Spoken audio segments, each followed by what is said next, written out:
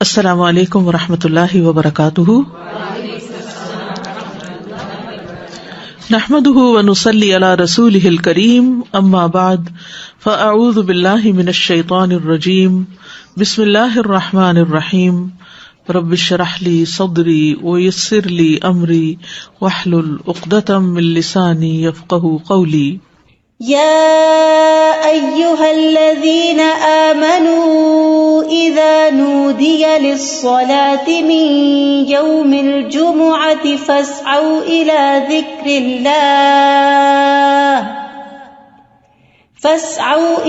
ذكر الله وذروا البيع ذلكم خير لكم إن كنتم تعلمون. کہ ایمان والوں کے لیے جمعہ کی اذان کے بعد کسی بھی اور قسم کی مشغولیت اختیار کرنا درست نہیں، اور ہر عاقل بالغ کو جمعے کی نماز کے لیے دوڑ پڑنا چاہیے، کیونکہ جمعہ ہر مسلمان پر فرض ہے. نبی صلی اللہ علیہ وسلم نے فرمایا، جمعہ ہر مسلمان پر جماعت کے ساتھ لازماً فرض ہے. حق واجب کہا، سوائے 4 طرح کے لوگوں کے: غلام، مملوک، عورت، بچہ یا مریض.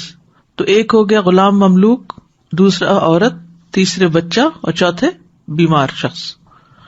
اسی طرح مسافر پر بھی جمعہ نہیں ہے، اور عورتیں گھر میں 4 رکعت نماز اپنی ظہر کی پڑھیں گی. گھر میں جمعہ نہیں ہوتا، جمعہ جمع ہو کر ہی ہوتا ہے، مسجد میں ہوتا ہے اور بڑی مسجد میں ہوتا ہے. عید کے دن جمعہ نہ پڑھنے کی رخصت ہے. ابو ہریرہ کہتے ہیں کہ رسول اللہ صلی اللہ علیہ وسلم نے فرمایا، تمہارے آج کے دن میں 2 عیدیں جمع ہو گئی ہیں، پس جو چاہے تو اس کے لیے یہ نماز عید جمعہ سے کافی ہوگی. جمعہ نہ بھی پڑھے تو ٹھیک ہے، عید کا پڑھنا لازم ہے، اور ہم تو جمعہ پڑھیں گے. یعنی آپ نے پسند کیا کہ جمعہ پڑھیں، لیکن جو نہ پڑھنا چاہے، ظہر پڑھنا چاہے تو وہ بھی ٹھیک ہے. وہب بن کیسان سے مروی ہے، انہوں نے بیان کیا کہ ابن زبیر رضی اللہ عنہما کے دور میں جمعہ اور عید اکٹھے ہو گئے تو انہوں نے عید کے لیے نکلنے میں دیر کر دی، حتیٰ کہ دن کافی اونچا ہو گیا. پھر وہ نکلے، خطبہ دیا اور بہت لمبا خطبہ دیا، پھر اترے اور عید کی نماز پڑھائی، اور اس دن لوگوں کو جمعہ نہیں پڑھایا. یہ بات ابن عباس سے ذکر کی گئی تو انہوں نے فرمایا انہوں نے سنت پر عمل کیا. یعنی کہ باقی حدیثوں میں بہت سی چیزیں مماثلت ہیں، جو ایک ایک چیز کسی اور حدیث میں الگ سے بھی ملتی ہے. جو شخص جمعہ کے دن غسل کرے، جس قدر ممکن ہو پاکیزگی حاصل کرے، اور اپنے تیل میں سے تیل لگائے یا اپنے گھر کی خوشبو میں سے خوشبو لگائے. پھر اسی طرح مسجد کی طرف جلدی نکلنا چاہیے، کیونکہ جب امام نکل آتا ہے تو پھر اس کے بعد فرشتے نام لکھنے بند کر دیتے ہیں. پھر کثرت سے درود پڑھنا. رسول اللہ صلی اللہ علیہ وسلم نے فرمایا، جمعے کے دن اور جمعے کی رات کو، یعنی رات سے ہی شروع ہو جائے. کل کسی نے سوال کیا تھا کہ جمعے کی رات کا کوئی خاص عمل کیا ہے، تو وہ درود شریف پڑھنا ہے. تو جمعے کی رات کو کثرت سے مجھ پر درود پڑھا کرو، پس جو آدمی مجھ پر 1 دفعہ درود بھیجے گا، اللہ اس پر 10 رحمت نازل کرے گا. اوس بن اوس روایت کرتے ہیں کہ رسول اللہ صلی اللہ علیہ وسلم نے فرمایا، بے شک تمہارے افضل دنوں میں سے جمعے کا دن ہے. اسی دن آدم علیہ السلام پیدا کیے گئے، اسی دن ان کی روح قبض کی گئی، اسی دن سور پھونکا جائے گا، اسی دن لوگ بے ہوش ہوں گے.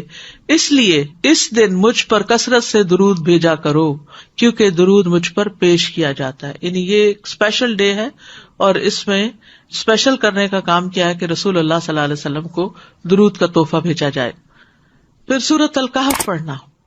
نبی صلی اللہ علیہ وسلم نے فرمایا، جو جمعہ کے دن، رات کی بات نہیں، دن کی بات، من قرأ سورۃ الکہف فی یوم الجمعۃ، تو اس کے لیے دوسرے جمعے تک نور روشن رہتا ہے.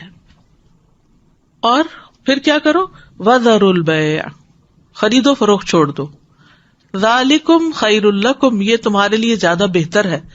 ان کنتم تعلمون، اگر تم علم رکھتے ہو، جانتے ہو. یعنی اللہ نے جمعے کی نماز کے وقت خرید و فروخت سے منع کر دیا، اور اس کو ان لوگوں پر حرام قرار دیا جن کو مخاطب کیا گیا کہ ان پہ جمعہ فرض ہے. یعنی یا ایھا الذین آمنوا سے شروع ہو کے اینڈ تک ایک کرنے کا کام بتایا گیا اور دوسرا چھوڑنے کا کام. اور وہ کیا ہے؟ پڑھنا فرض ہے، ایسے تجارت چھوڑنا فرض ہے. ٹھیک ہے، یعنی جب اذان ہو جائے تو خرید و فروخت ترک کر دو اور اللہ کے ذکر یعنی نماز کے لیے جلدی کرو. یعنی اگر کوئی سودا طے بھی پا رہا ہے تو بس وہیں ٹھپ کر دو. آپ نے یہ ایکسپیرینس کیا ہوگا سعودی عرب میں کہ بعض اوقات یہ ہوتا ہے کہ صرف پیسے دینے والے رہ جاتے ہیں. آپ نے ساری چیز بھاؤتا کر لیا, چیز لے لی, پیک کر لی, رکھ لی, اور ابھی پیسے دینے ادھر سے اذان ہوئی, وہ کہتے بس چھوڑ دو, چیز بھی چھوڑ دو, نہیں چاہیے پیسے, نکل پڑتے ہیں. یعنی جو بہت پرٹیکولر ہے, یعنی اس درجے کا حکم ہے کہ اس وقت کام چھوڑ دو. انسٹنٹ اسٹاپ وذر البیع یہ بھی فرض کے درجے میں ہے. تو اسی وجہ سے علماء کا اتفاق ہے کہ دوسری اذان کے بعد خرید و فروخت حرام ہے. اصل میں یہاں تو ہمارے ہاں مسجدوں میں ایک ہی اذان ہوتی ہے, لیکن جیسے اگر سعودی عرب میں آپ نے کبھی حرم میں جمعہ پڑھا ہو تو آپ نے دیکھا ہوگا کہ وہ ایک اذان ذرا آدھا گھنٹہ یا کچھ پہلے دے دیتے, وہ صرف ایک انفارم کرنے کے لیے کہ لوگ تیاری شروع کر دیں. لیکن جو ہی پھر امام بیٹھتا ہے اور اذان شروع ہوتی ہے تو اس کے بعد پھر کوئی خرید و فروخت نہیں, امیڈیٹ پہلے والی ہے. اس میں یہ کہ بعض علماء کا خیال ہے کہ یہ زوال کے بعد سے نماز جمعہ کے فارغ ہونے تک ہے, یعنی جو ہی سورج ڈھل جائے تو شروع ہو جاتا ہے خرید و فروخت بند. کچھ کہتے ہیں خطبے کی اذان سے نماز تک ہے. تو بہرحال جمعہ کے دن خرید و فروخت یعنی صبح میں کر سکتے ہیں, اس کے بعد بھی کر سکتے ہیں, لیکن اس پیریڈ میں نہیں کر سکتے. تو احتیاط یہی ہے کہ زوال کے بعد سے روک دیا جائے. بعض اوقات یہ ہوتا ہے کہ خرید و فروخت تو نہیں ہوتی لیکن جاب ہوتی ہے. بعض اوقات یہ ہے کہ کچھ لوگ یہ کرتے ہیں کہ اچھا ابھی تو اذان ہی ہوئی ہوگی, ابھی تو خطبہ چل رہا ہوگا, ہم نماز میں جا کے شامل ہو جائیں گے. تو نہیں, اذان کا وقت جو ہے وہ جمعہ شروع ہونے کا وقت ہے, اس میں پھر باقی کام چھوڑ دینے چاہیے. الا یہ کہ انسان پارک کر رہا ہے یا رش ہے یا راستے میں کوئی رکاوٹ آ گئی ہے, وہ الگ بات ہے. ذالکم خیر لکم ان کنتم تعلمون, یہ تمہارے حق میں بہتر ہے, یعنی خرید و فروخت چھوڑنا بہتر ہے اگر تم جانتے ہو. یعنی نماز پڑھنا زیادہ بہتر عمل ہے. اور اس لیے کہ اگر تم نے وقت پہ نماز نہ پڑھی وہ تو فوت ہو جائے گی, لیکن اگر تم نے تجارت چھوڑ دی اس وقت تو وہ تو بعد میں بھی ہو سکتی ہے, اس کا کوئی وقت مقرر تو نہیں ہے, وہ تو کسی وقت بھی ہو سکتی ہے. ایک تو یہ استاذہ جی کہ سورۃ الکہف کے بھی جیسے آپ نے بتایا, تو سورۃ الکہف کے لیے بھی کیا کچھ وقت مقید ہے؟ کچھ لوگ اس کو کہتے ہیں کہ it has to be before عصر. نہیں, مغرب سے پہلے تک پورا دن کا پورا دن, درود کے لیے بھی پورا دن. ٹھیک ہے, مغرب پہ وہ دن کا اختتام ہوتا ہے. ٹھیک ہے. اور دوسرا یہ جو جمعے کی بات آئی کہ وذر البیع, اب فار انسٹنس اب ڈپینڈ کرتا ہے نا, نیت والی بات ہے کہ اگر آپ نے جمعہ اٹینڈ کرنے کی نیت کی ہوئی ہے تو پھر آپ کا ہوگا. اب جیسے فار انسٹنس ہم یہاں ہوتے ہیں اور اگر کسی وقت ہم, عورتوں پر تو فرض ہی نہیں ہے نا جی, لیکن اگر ارادہ کیا ہوا ہے تو پھر اس وقت انسان سب چھوڑ کے چلا جائے. ٹھیک, جزاک اللہ خیر. ایک یہ سوال ہے کہ جب ہم فرائیڈے کی مارننگ اور نائٹ کہتے ہیں تو کیا وہ نائٹ جمعرات کی مغرب کے بعد شروع ہوتی ہے؟ جی صحیح. جی, دوسرا یہ ہے کہ اگر ہم آئے ہیں جمعے کی نماز کے لیے اور کسی وجہ سے ٹریفک میں پھنس گئے, خطبہ ہو گیا, تو اس کے بعد کیا ہم صرف 2 فرض ہی پڑھیں گے کہ پوری نماز پڑھیں گے؟ اچھا سوال ہے. اس پہ یہ ہے کہ بعض علماء کہتے ہیں کہ اگر کوئی دوسری رکعت کی رکوع میں شامل ہو گیا تو اس کا جمعہ ہو گیا. امام ابو حنیفہ کا قول یہ ہے کہ اگر اس نے سلام بھی پا لیا تو اس کا جمعہ ہو گیا, کیونکہ وہ بھی نماز کا حصہ ہے.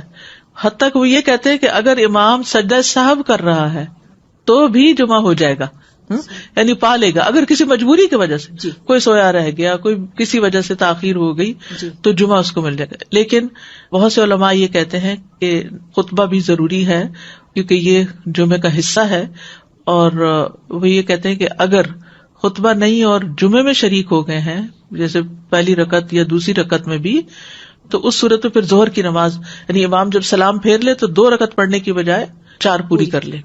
جزاک اللہ خیر. السلام علیکم. سورہ کہف کے بارے میں معلوم کرنا ہے. جیسے ہم پڑھتے ہیں, اب میرے بچے سے چھوٹے ہیں, اب میں ان کو عادت ڈالی ہے کافی سالوں سے, تو وہ صرف پہلی 10 آیتیں پڑھ لیتے ہیں. کہ ایسا کرنا صحیح ہے؟ پہلی 10 آیتوں کی فضیلت ہے, لیکن جمعے کے دن ساری پڑھنے کی ضرورت ہے. تو ایسا ایسا جو بڑے ہوتے جائیں اس کو بڑھاتے جائیں حتیٰ کہ پوری پہ آ جائیں. اچھا.